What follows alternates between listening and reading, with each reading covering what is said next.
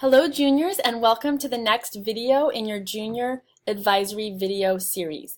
Today we are going to go over all of the aspects of the junior proposal, and right now your advisory teacher will start passing out to you a copy of a sample proposal, and it'll look like this.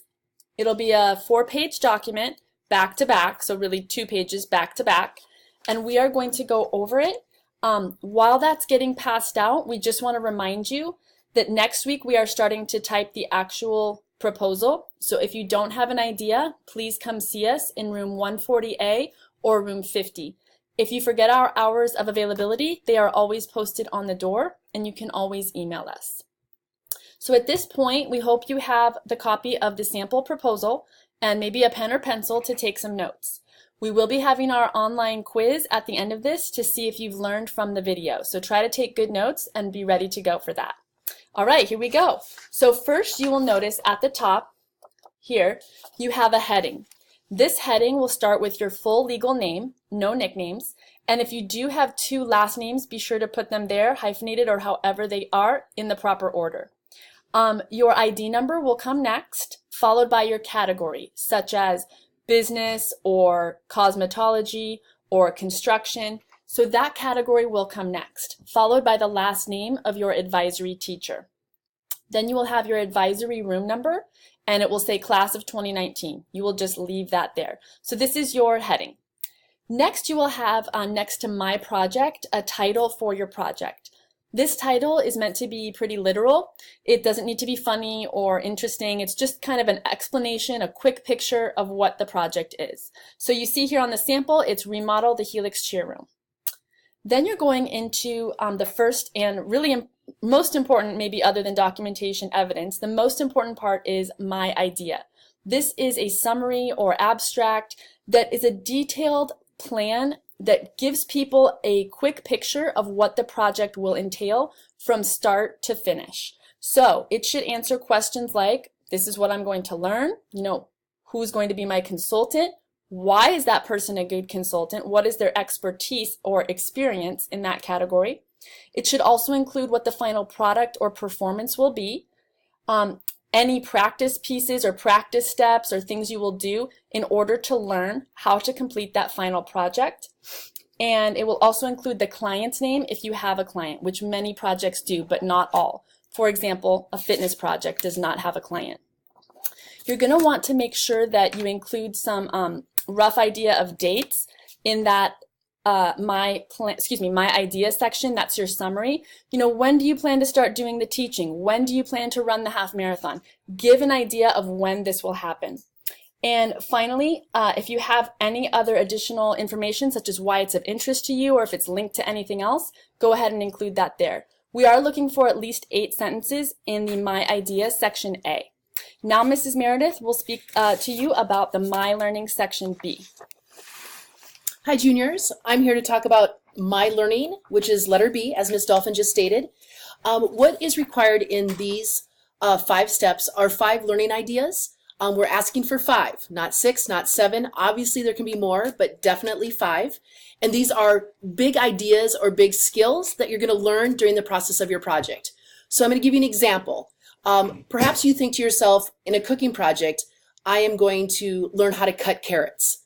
That is a very small learning. What you would say instead is perhaps I will learn to use an entire culinary set during my cooking project. So these are big ideas, 5 learning steps, and now I'm going to pass it off to Ms. Dolphin, who's going to talk about letter C, my plan. So the 5 learning steps that Mrs. Meredith was just telling you about are the 5 ideas that are linked to your project. Remember, they are anchored in your category.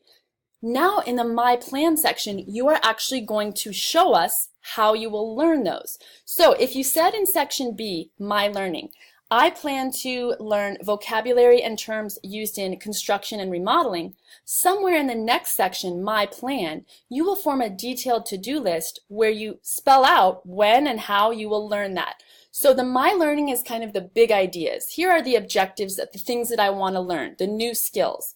My Plan is a detailed to-do list, typically no fewer than 20 steps up to 30. Some projects may have more than 30.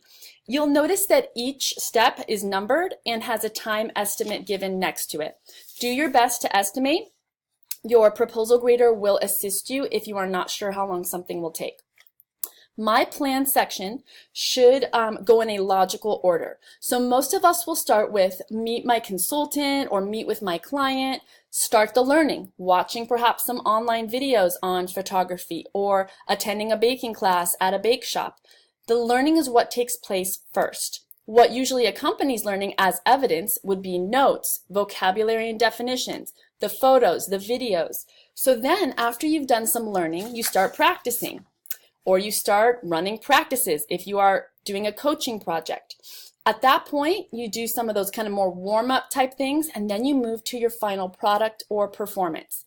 So you've practiced ballet now for the last 6 weeks. Now what is your final performance, and where will it be? What date will it be? This is what we spell out in the My Plan section. It's a detailed to-do list, and at the bottom, those hours must total 20 or more. That is a requirement for all projects. So once you have your plan ready to go, your detailed to-do list, then you will go on to the My Evidence documentation section. You're going to want to look at the specific project guidelines that we talked about in the last 2 episodes. These are the exact requirements for your category, and every student coming up to senior defense will have these same type of requirements for that category. So for example, every student coming up for a cosmetology barbering project would have 7 clients that they are shown in photos and videos before, during, and after each makeover or each haircut. That 7 clients is firm. That is what everyone must have. Every single senior will have 15 pictures of themselves working on that project, beginning, middle, and end. All seniors will have 6 video clips. This is 2 from the beginning, 2 from the middle of the project, and 2 from the end. So you can think of it like almost a video diary, documenting your progress from the start to the end of the project. We've run into trouble in the past when students only have documentation of the end of their project. And that is a tricky situation because they don't have much evidence of their learning or their actual engagement and participation in creating that final product. So be sure that you have the before, during, and after videos and photos. Finally, you'll find things here like audience evaluations and client evaluation. And again, every senior will have at Senior Defense a consultant evaluation. So this proposal is setting up your plan and lining up what you'll do and what you'll produce for evidence at Senior Defense. This section D, My Evidence, is what you will bring to Senior Defense to prove your learning, your stretch, and to show your final product. So now we're going to go on to the next section, E, and Mrs. Meredith is going to tell you about My Stretch. My Stretch. This is a paragraph of complete sentences that is an explanation of the project and why it was a challenge for you, or what you foresee to be the challenges that you'll face. For example, playing basketball is not a challenge. But take that and turn that into coaching basketball, and I'm assuming for a lot of you that would be a challenge. Working with 5th and 6th graders, getting them motivated, writing practice plans, hosting a game, finding people to assist you with the game. So again, this is a paragraph telling why this is a stretch or a challenge and why it really justifies you as your senior project. You will notice the last sentence in that paragraph is overall, I feel this project will be a significant challenge and is a valid senior project for me. If you can legitimately say and type that, you have finished out the stretch. Now back to Ms. Dolphin. So the next section we're going to talk about here is letter F, and it's called My Integrity. And this is a big part of who we are. You know, we go above and beyond, and we really dig deep here to get our work done and to make our community proud. That relies upon a foundation of honesty and diligent work. And we all know that you want to get this done. It may feel a little overwhelming or intimidating, but this section is all about your acknowledgement that this project is your responsibility to complete. We are here to help you at every step, but the work must be your own. The steps you must go through, your consultant is there to guide you. You have support, you have a proposal grader, you have us. Rely upon us and come use us as a resource, but ultimately you need to walk this path and this is your journey. So this is just simply an acknowledgement that you understand that this is your responsibility to complete and to graduate from Helix High School. So that section will remain the same. And that's, again, going to remain on your approved proposal, indicating that we're all on the same page. When your parent guardian signs that agreement, your proposal grader, your consultant, and your client, we're all on the same page with supporting you in your learning and your journey. Now we're going to go on to section G.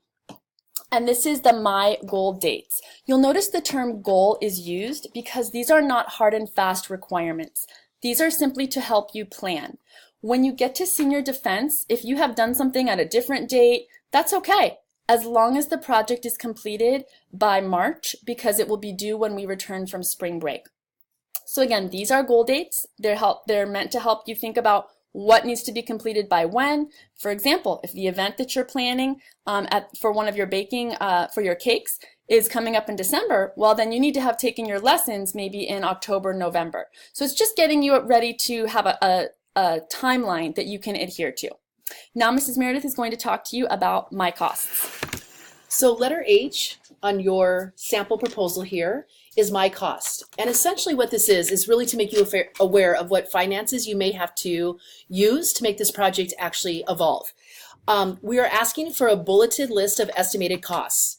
It is disappointing and frustrating when students don't look into costs and then come to Ms. Dolphin or myself and say, I couldn't afford to do this project. Well, if they had researched and looked into the costs, probably the possibility of this being a success would be huge.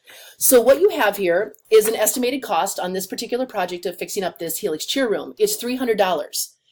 What this student did, or what I recommend, is if you're looking at costs, go to the Home Depot website. Go to the CPR class and see what it costs. Go to the grocery store and walk around the store and see how much ingredients and delivery items cost.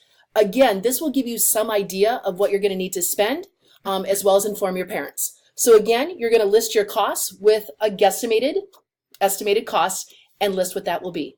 Now to Ms. Dolphin, who's going to talk about the facility forms. So we're going to get into more specifics on the forms in an upcoming episode, but we want you to know that there are different types of forms and they don't all apply to everyone. But if you look to the sample, you will notice that there are 4 forms listed.